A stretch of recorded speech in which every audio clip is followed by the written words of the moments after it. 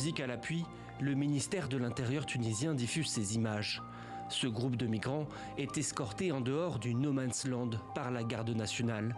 Ils étaient bloqués depuis des semaines, ici, entre la frontière de la Tunisie et de la Libye. Un bras de fer diplomatique qui avait donné lieu à ces scènes. C'était il y a à peine 10 jours. Aucun des deux pays ne voulant les accueillir, les migrants se sont retrouvés dans une situation dramatique.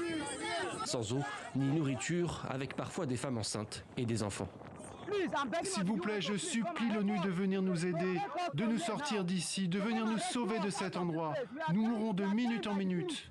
Point culminant de cette crise, la Tunisie a été accusée par la Libye de vouloir se débarrasser de ces migrants en les expulsant en plein désert, les laissant pour morts.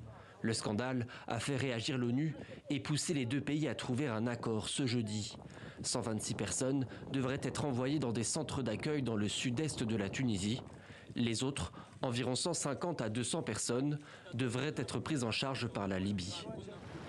Un dénouement qui est loin de résoudre la crise humanitaire dans la région. Au large de la ville tunisienne de Sfax, une des principales routes migratoires vers l'Italie, les drames en mer se succèdent. Le dernier date de quelques jours seulement. 41 migrants sont portés disparus. Les autorités tunisiennes veulent faire bonne figure.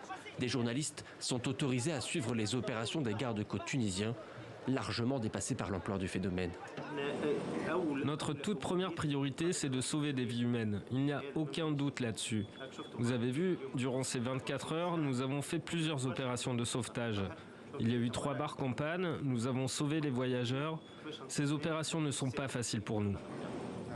L'Union européenne et la Tunisie ont également conclu à la mi-juillet un accord. Il prévoit 105 millions d'euros pour aider le pays nord-africain à lutter contre l'immigration clandestine.